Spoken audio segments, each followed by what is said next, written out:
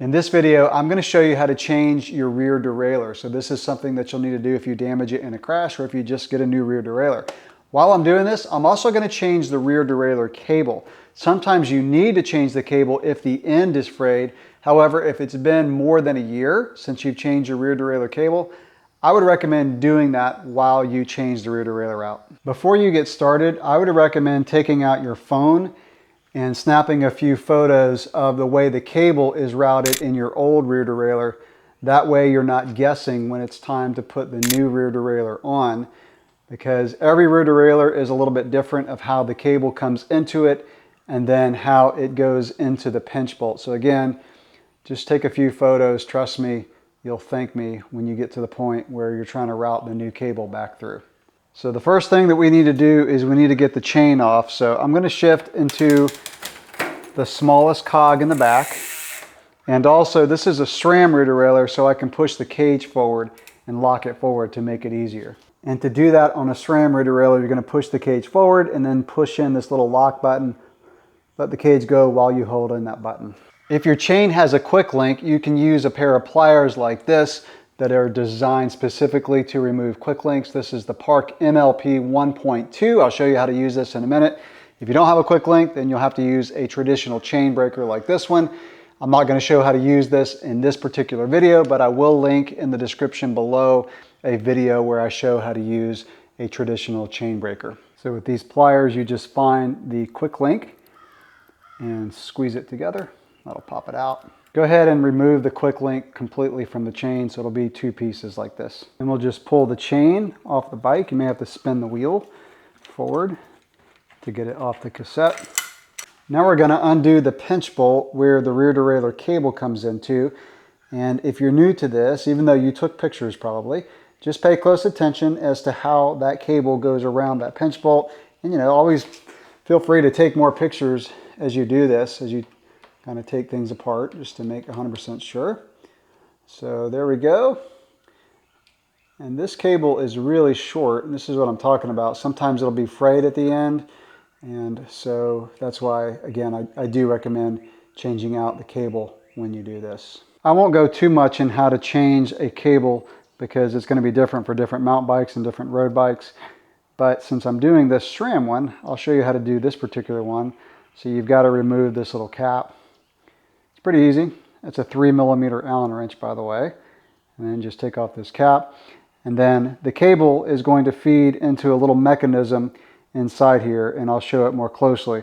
But you basically just push it out and you're going to feed another one back through. So the end of the cable just rests kind of behind these springs or coil looking things. And you can just kind of pull those out and then just push it out. And so that's the cable. So that's all it is. So all you got to do is pull this one out and feed another one back through there. So I'm just going to go ahead and pull this cable all the way out and then feed another one back through after I take off the old rear derailleur. And you can see how this cable is frayed at the end. So like I said, just get a new cable when you do this, just to make sure, because you're probably going to have to change it out. Now we're just going to remove the old rear derailleur off the bike. It's either going to be like a 5mm Allen wrench or a Torx wrench. This is a SRAM, this is a Torx wrench. This is very easy. All you're going to do is remove it. Just, again, pay attention to where the housing goes in. So on this derailleur, it goes in right here. That's it. Before you install the new rear derailleur, just take a rag, a paper towel with some rubbing alcohol or degreaser. Just wipe everything down real good. Time to put the new rear derailleur on, but first we're going to take a little bit of grease and just put it in the threads of your derailleur hanger. Before you install the new rear derailleur, pay attention to the lip on the back of your rear derailleur hanger, because you've got a little plate here on the rear derailleur that needs to clear it. So that plate needs to be on the top side of that lip. So what I recommend doing is, as you tighten this down, just kind of rotate the rear derailleur clockwise a little bit more than you think you need to, so it clears that lip. You don't want to go too far, but again, just pay attention to that plate and make sure it clears that lip. And then after you get it tightened, you can rotate the rear derailleur counterclockwise and it'll rest against that lip. So that's very important. Okay, this does not need to be that tight. If you're new to wrenching, I always recommend using a torque wrench. I've been doing this a long time, so I can feel where that needs to be. But again, it does not need to be that tight. Before I put the cable back through, I'm going to adjust my limit screws. So the limit screws, which are right here on this rear derailleur, determine how far the derailleur can come to the smallest cog and how far it can go to the biggest cog. So you'll see out of the box, this derailleur is way too far over this way. So I'm going to adjust this limit screw, so the one that's closer to the bike. It's going to be different on different rear derailleurs, but this is a SRAM Eagle. I'm going to back it out, and as I back it out, you're going to see the rear derailleur move, and I want to line it up perfectly with this smallest cog. So you can see there that that's much better lined up. You can do the final tweaking after you get it on the bike and get the chain on, but that needs to be perfectly lined up. And then we're going to do the same thing on the derailleur as it goes this way towards the biggest cog. Since this is a SRAM Eagle, I can lock the cage forward, which makes this a lot easier. Otherwise, you're going to have to really push the cage forward because you don't have a chain on there yet to bring the derailleur cage in. And so I can lock it forward. Then I'm going to push the rear derailleur over. Okay, you can just kind of push it over. Now you can see here it goes over too far. So I've got to tighten this screw. So I'm going to turn it clockwise, turning it in towards the derailleur, and then just keep kind of doing that until you know that it is to where the derailleur can't go over too far. And this is probably the most important limit screw, because if you don't have this one adjusted properly, you can throw the chain into the spokes, and that's not a good day, because you might be watching this video again of how to replace a rear derailleur because you'd be doing it again. So again, you can make the final tweak. I recommend going to where it's probably a little bit too far this way, and you can make the final tweak after you get the chain on and you tune the rear derailleur. So that's pretty good for my limit screw. Now I'm ready to put the cable back in. So some cables come pre-lubed, some don't. This one I'm going to add just a little bit of tri-float, but I would recommend consulting with your bike shop wherever you bought the cable.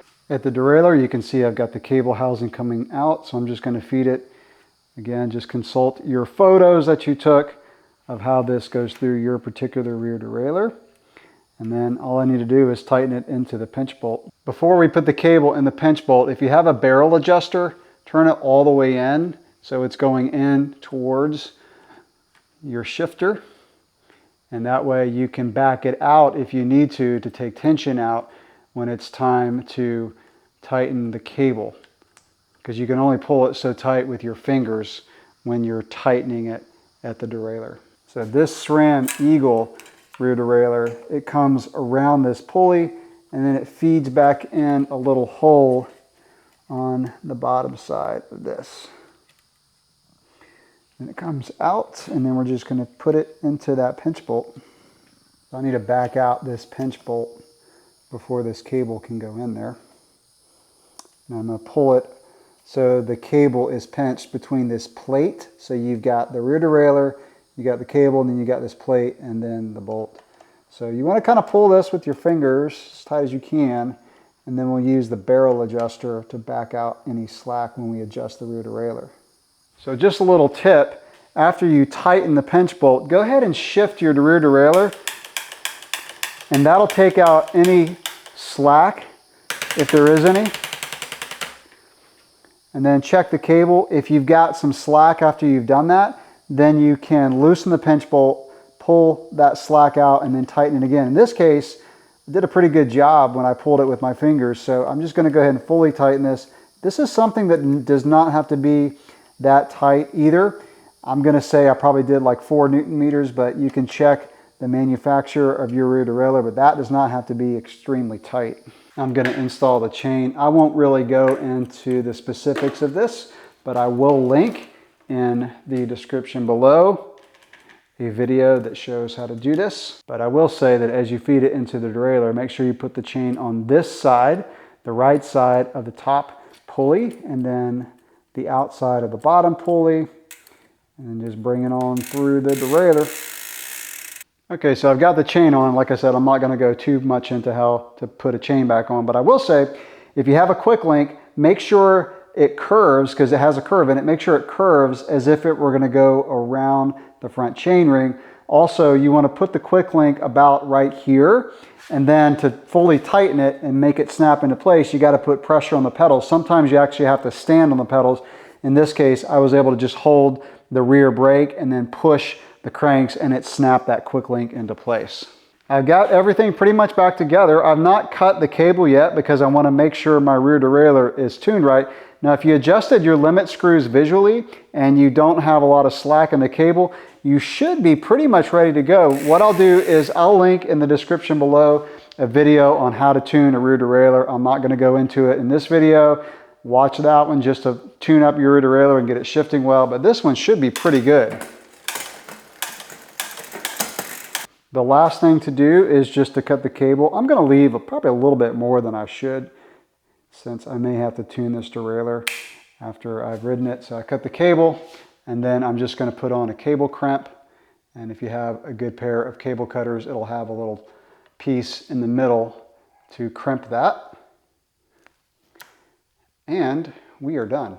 One more important adjustment I do want to mention, especially if you have a SRAM Eagle 12-speed, is the B screw. So this is a very simple but very important adjustment, and I'll link again in the description below a video on how to use this tool. Very easy to use, but adjusting this B screw is very important on SRAM to make it shift right. So that is how you change out your rear derailleur. Any questions or comments, drop those below. Thanks for watching.